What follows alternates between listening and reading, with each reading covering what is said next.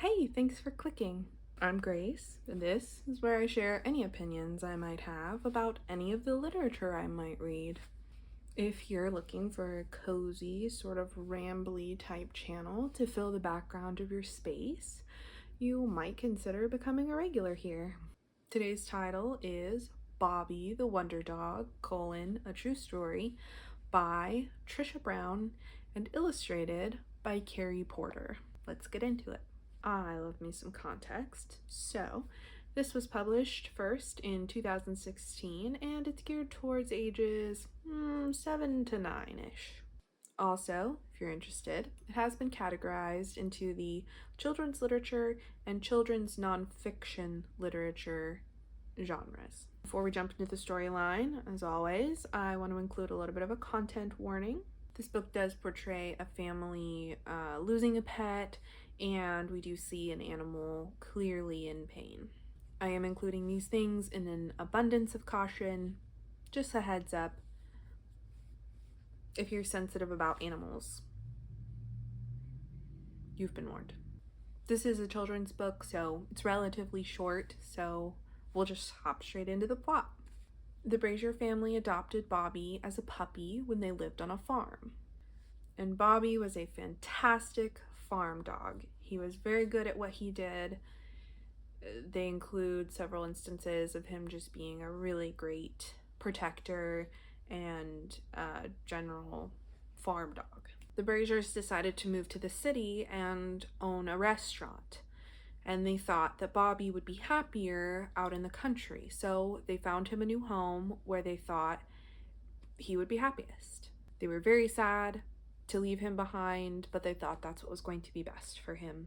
However, Bobbie did not agree. He kept escaping the farm and coming to find them in the city. They eventually decided that it was better for Bobbie to just be with them in the city. But the real story starts when the Braziers decided to go on a cross-country road trip vacation, and they took Bobbie with them. Unfortunately, somewhere along the way, Bobbie got lost. They searched and searched.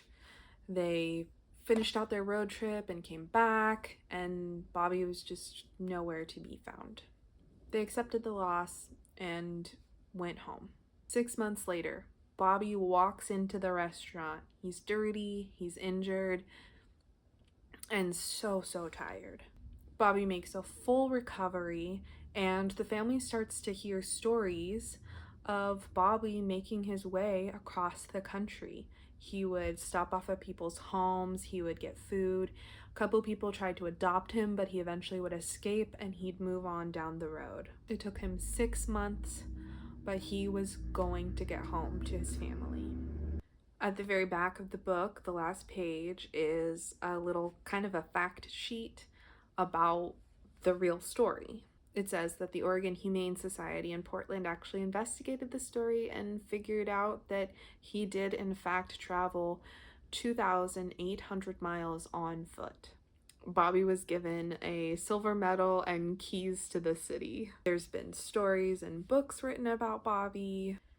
They even started the pet parade in honor of Bobbie, and as far as I know, it still happens in Silverton, Oregon to this day. Okay, on to my thoughts and opinions.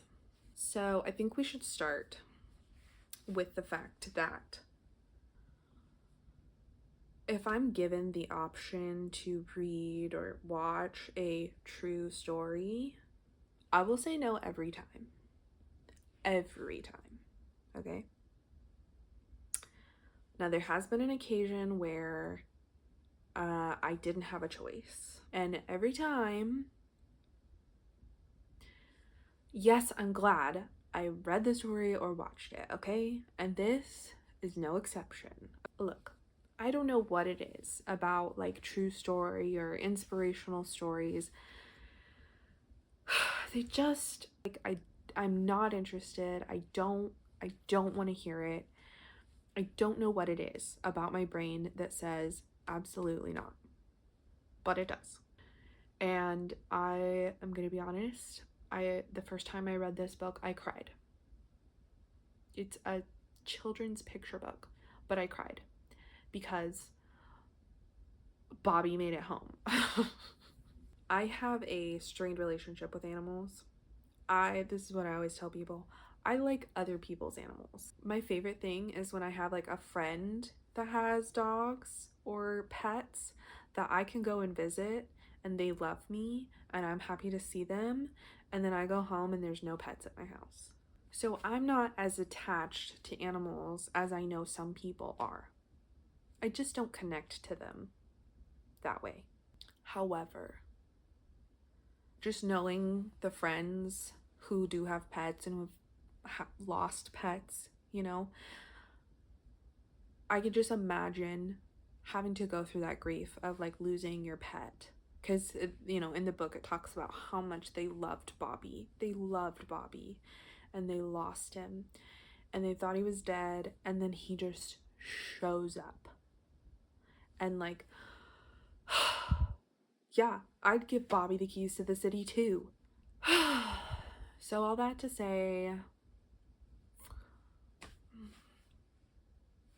I liked it, okay? It was a good book.